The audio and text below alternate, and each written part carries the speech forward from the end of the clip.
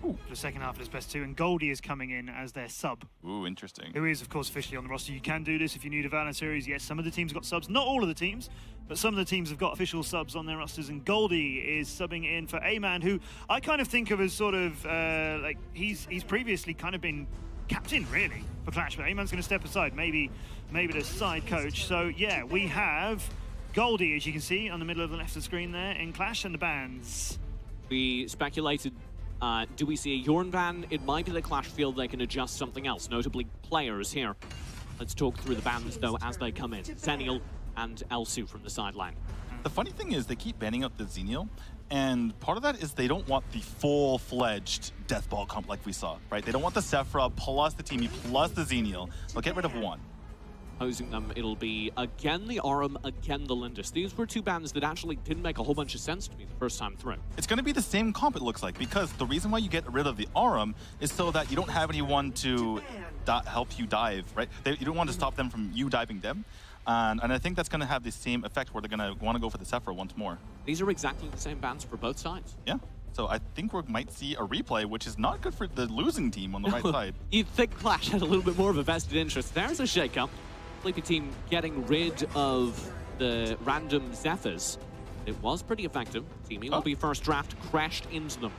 Yeah, this is a mix-up. And first of all, Qlash takes it with the Teamy. They know the power of that. But now cycling through what Z wants to play here, and it is something to consider. Z actually was one of the better Wisps that we saw in the qualifiers, so I do like the comfort pick here. Even though a lot of people are saying Tal could be the superior hero, I like the Wisp. There's something to be said for sticking to your guns, playing the characters that make you comfortable, but I'm worried as to what that's letting Qlash get away with. Because they've got Teamy, who you love as the best support in the meta, Florentino, who I think is one of the top 3 side laners right now, and Marja, who I also think is one of the top 3 side laners right now.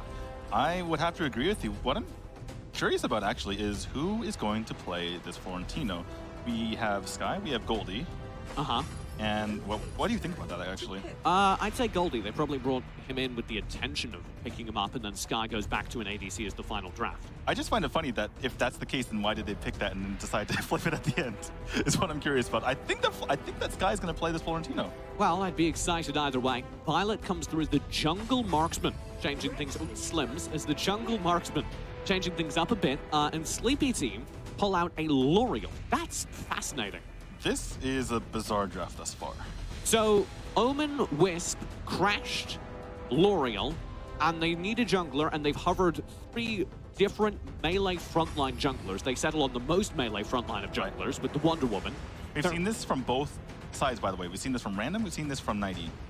Very interesting, though, that they ban out the Zephyrs in order to draft Wonder Woman, because they fill very similar roles. They do, but it was pretty devastating to see Random on the Zephyrs last time, so now they get the solo melee jungler in this game, and they leave the marksman jungler on the other side. That is one side that I think that Sleepy has won in this draft. What do you feel about seeing Slims and Alice? You know how I feel about Slims, TJ. He hates Slims. Well, what do you feel about Slims, D2? I don't want TJ to tell us how much you hate him. I really don't like Slims. I think there's way better marksman junglers. Those are my feelings about it. Don't at me. And I kind of, or do, I kind of do think that there's something to be said for there are other characters that simply fill the role better. Slims is very, very, very good in the backline with the stuns, and that's kind of it. That's the one argument for Slims. He has a point-and-click stun, which is incredibly powerful. If you can land the long-range flying spear, then that's a really good initiation tool for your team. But that's kind of the only upside he has over, say, a Violet, a Fennec, or really anyone else. Right, and if you're relying on a long-range stun to hit professional players, I don't think you're in a great spot. Violet, you can just hit from extremely far away. There's other heroes like just the Morin that you can go on that would do... Follow-up question, though. Matt did correctly ask about the Alice as well, and that's a really powerful duo. We saw that a couple times during qualifiers. You can get the Sunshine stun and then the Flying Spear. If you can land one of those stuns, you're basically guaranteed the longest 2-stun chain possible in the video game. Well, I think we've seen Alice Lindis, which is a really powerful combo. I think they're going for Alice Poor Man's Lindis in the Slims, and perhaps going for that because, you know, you zoom around the map. I'm expecting Alice to go for Ring of the Fiend, one of the new support items. Zoom around the map, go for a 700 movement speed. It's ridiculous. She moves so fast, it's actually kind of terrifying. I saw Alice run all the way from one side of the map to the other in maybe a second? Maybe a second. It was disgusting. I know the Flash is in this game, but the Alice can move faster. Are we going to see that, though? I hope so. They're probably going to build Ring of the Fiend, which provides you 50% movement speed. Let me just say that again. 50% movement speed is a lot, okay? And you have the friendship on top of that. You actually can reach the maximum movement speed in the game, which, by the way, 800 units per second, that's for you. And you, too. Oh, so I'm not the only one here, am I? That's actually quite a lot faster than I move, though, to be fair. So, okay, 800 units a second. All right, so we're going to see Alice tearing around this thing. Are we also going to see Qlash getting a 2-0 at the start of the Valor series? I think this draft is a little bit weirder for Qlash. But if the results are the same as last game in terms of team coordination, in terms of maybe who's feeling a bit of the nerves about the fact that it is their first game of the Valor series, then I can't say it changes. Right, and that's the biggest point here. I think that Qlash just looked better. I don't like the Slims, but the rest of their draft looks great. They looked great in game 1. I think they're going to take game 2. Sleepy, of course, they banned out. The only thing that was different in the bans is Sleepy banned out Florentino the first time. They didn't in the second ban. It's the only thing that was different, which is why we now have Florentino rocking up. So, let's see what he can do. We are going into game. Qlash against Sleepy Team for the second game of the Valor Series 3. And no early invades here. Both teams playing it relatively safe after that game 1 where the invades were so rough. Thank goodness for Sleepy Team, because it did not work out for them last game. Nah, they got a little bit experimenty and it didn't work. So I'd like to kind of go back to that Alice thing we were talking about, because yeah, the Alice moves fast and that's terrifying. The reason that is terrifying is because it enables the double stun we were talking about, because that Alice can get within the sunshine range so fast. Well, this is insane, because now Sleepy's trying to go for that aggression once again. And I am going to be completely honest, TJ. Oh, just kidding, as we have engaged. Oh, 4 stuns. Damage from Z. Not from who I thought. It's Z landing the stuns for Sleepy Team, and they've now got half HP onto 2 members, which means they get a free Abyssal Dragon. TJ, I'm going to be completely honest. I missed this. And they have 2 supports on the side of Qlash. Oh, yeah. That is a thing. Worth noting. Worth noting. Running Teamy Alice. I assume that's going to be side lane Teamy powering up as much as possible. Well, Alice has already gone for the flashy boost for that CDR, but oh my god, look at this engage right here. Oh, the Sky trying to go 1v3. Oh my goodness, he's got you. It's a 1-1 trade in a 1v3. That's enough. 1v4 actually by the end of it. That's just nuts. And you see the Teamy this time going for the Tie Colors mark, building up to that. So it won't be the extra speed boost Alice, because they've already spent the support items elsewhere. Oh, level 4 crashed. Good Metamorphosis. Zefta very low as the Sunshine comes through for the stun. The Being a Pro is active. Zefta and Goldie should get to safety, but O9 still on the chase. You cannot stop the Shark. Z just had so much damage coming through, finally was able to take out Zefta here, and I don't even know what's going on. The big jump in from 90 and taking him out. Bracelets for the kill onto Random, a major pickup here for Sleepy Team, and they'll chase Qlash underneath their tower as well. Oh my goodness, the lasso! Nice, you've got to stop!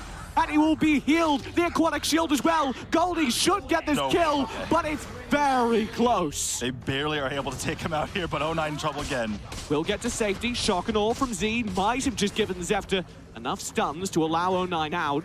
This is a completely new Sleepy Team. And Z is taking advantage by taking care of that tower. Z says, you got my back, I got yours. O9 gonna take down this tower. Another ult comes up from Fico though. Fico using that smite for so much damage. 1v3, and it almost works. Now the Metamorphosis is there. No way. Goes get the stun. Random so low. It's a second kill onto Random in the first 3 minutes of the game. They are being as aggressive as they were last game, but here comes Sky on the Florentino. Oh, trapped in the Death's Embrace. Few is trapped in with Sky, actually. And Sky goes in again and again. Knights return to this fight. Does decide it, though.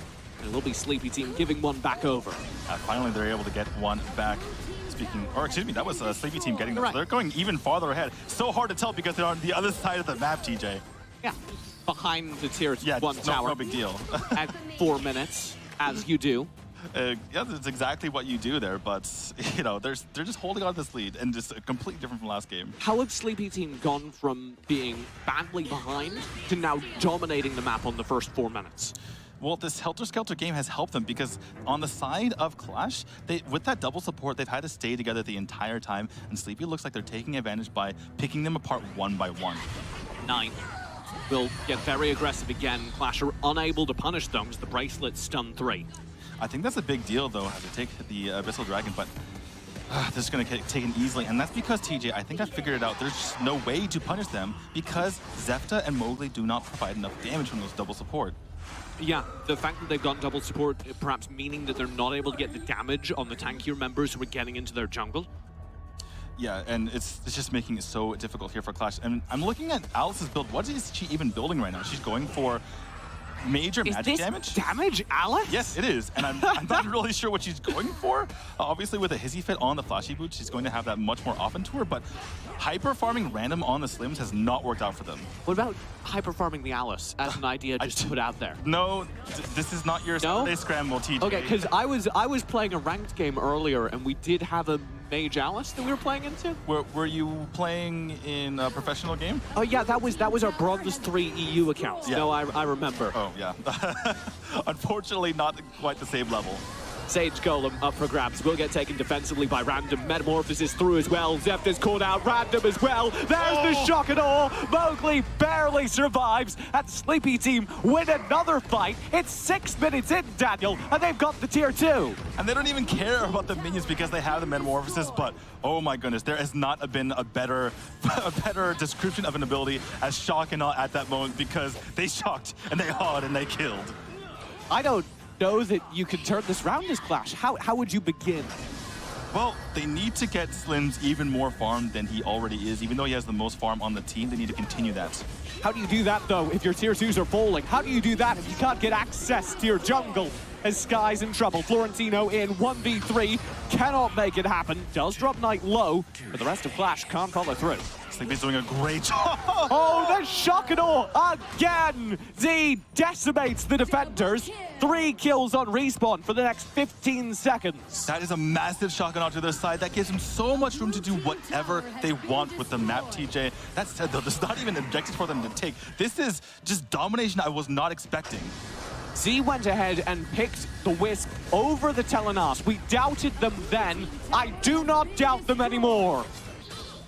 They are absolutely jumping all over them, and look at this gold score that they're piling up right now. Yeah, that's one of the biggest gold leads I think I've ever seen in favor of Sleepy. And it's just the kills, it's the Abyssal Dragons are taking every single objective available to them, and one more objective is available again in 20 seconds. Qlash do finally get their wave clear. You said the major thing they need to focus is farming up Random. Is there a hope for them to do that? He's 0-4. Well, 0-4 doesn't matter as long as you get gold, and he does have the most gold on this team. The problem is... That's a bad thing. He has less gold than all but one member on the side of Sleepy, so you're not going to be able to kill people by yourself if you're Random. You're not hyper-farmed compared to the opposing team, TJ. They're taking the right approach, though, sticking the teamie with Random, running them around in the jungle, what bits of it they can get access to. The problem is Sleepy Team think that's adorable, and they're going to focus down the Darkslayer in the meantime. And the Darkslayer is perfect for them. If they had even both of the major objectives up in those epic monsters, they would actually choose the Darkslayer in this situation because look how many towers are left. They've been doing a great job of converting kills into objectives, TJ. And now that they've got the Drake ready to summon, they'll be looking for their second high ground and possibly the nail in the coffin. Yeah, they're really just pushing in now with that Drake, trying to go on this tower. Zefta stunned. There's the Metamorphosis. That's 3. And Fico just dives in. Shock and awe as well. And they're melted behind the tower. The tower itself is gone. And it's a push up to the core. Random to play safe. Leaping back into spawn. They've lost Florentino. They've lost Sky. This core's gone. And Sleepy Team tie up the series at 1-1. Qlash beaten into submission that game. That was the last thing I expected. But amazing play from Z. Amazing play from the aggressive side of Sleepy. And they prove us wrong in that game. Huh. Okay. Huh. Breathe. Sleepy Team decided that sleeping on the job is not really how you're going to manage to do the next 8 weeks of competitive play in Valor series. Late risers, you know, late risers. Is that it? Oh, yeah. Yeah. So that was a mess. And Slims, yeah, you don't like Slims. I don't think they like Slims anymore. I tried to say, you know, maybe they can take it anyway, but should have stuck with my guns. I don't like Slims. I don't like him at all. Hold up. Hold up. What? I just want to talk about side lane marksman. Oh, good. Because, to point it out, the team whose side lane marksman succeeded in lane now has a 100% win rate in the Valor series. They tried to run the old meta, the old Slims in jungle, into a Wisp, not traditionally the most powerful character, and we saw Z get so farmed. Well, part of that is just, that is Z's bread and butter. Z loves the Wisp, and I love seeing go back to it and not going to Telenos. That was something that they could have gone with, but they end up going with the Wisp instead. Worked out beautifully for them. So you don't think the ADC meta is dead yet, then? No, I think... Alive and well. Alive and well, absolutely. I don't think... After that performance, I think the ADC meta, the power farming a marksman in bot lane, is the meta to go with, because seeing the amount of damage that could be brought to bear against tower defenders by that Wisp was genuinely terrifying. Yeah, so that was something that Qlash were definitely not expecting there. Sleepy team, who didn't roll over in that first game, but were very much on the back foot throughout the whole game there. Qlash were basically locked down in their base. The tier 2s were falling, and Qlash, like you were saying, you can't go and get any gold if you can't actually go outside. We kind of were thinking about that double support pick. We thought maybe they had something up their sleeve. I think it was almost the opposite. Qlash thought, okay, this is a game where we can mess around, you know, get a feel for maybe this new meta we're trying, figure out if double support's something we can run in Vale. No, you do not get any free games like that. And we're seeing the game, the replays right now here. One thing I want to point out is all of Sleepy's aggression didn't work in the first game at all, but worked amazingly in the second game, and I love the experimentation, love getting more aggressive. I feel like 09 being on an engaged character like the Qlash made a major difference, because how many times was that Metamorphosis stun critical to their success? Right, and I don't think that Qlash is being properly valued in a lot of regions, because every time you see him play, he just does so amazingly on him. Yeah. We could also see Fico succeeding much more on the Sephora, being able to dive in and find those homing water spirits to finish off kills, start kills. Yeah, exactly. And this is just so devastating. The ability to use that shotgun off from such a far distance made it so much easier, so much damage was coming out. Watch this shotgun off. Watch how quickly Zefta just melts. Well, did have the being a bro, but just had to run away right afterward. And this is a 50% gold lead here. And that's not like 1 minute in where one team's got 1 and the other team's got 1 and a bit. That was 10K, I think we just saw on the screen. That was a 9-minute game. Yeah. I'm in awe. Yeah. Let's remember that's a 9-minute game for a team who just lost the other half of this best of 2. So it's not like they won the first one and then they just snowballed the team out for the second one because they've got them figured out. They came back against a team who beat them earlier and demolished them. I'd like to highlight Fico on the Lindis, or the L'Oreal, sorry. Finished that game with 40% of the team's damage. A team that also featured Z going insane on the Wisp. 40% of the team's damage came from Fico. All right, well, we have to start with the star player of the series. I'm not even sure who to pick because of the 1-1 tie. I think I have to go with Sky here. He still did second damage on this side. Tried to take on 1v4. He did his best. I think I have to go with Sky once more here. Sky is your star player of this best of 2. It's tough. There's 3, maybe 4 players that I could pick here. Z is also on that level. But I gotta go with Sky. But Sky got, fun fact, almost double the kills of the rest of his team combined. He did have 1 of their 2. So there is that. What? 1 out of 2 is almost double of the rest of the 1 math is not his strong point. Look, it's the same as the rest of his team combined.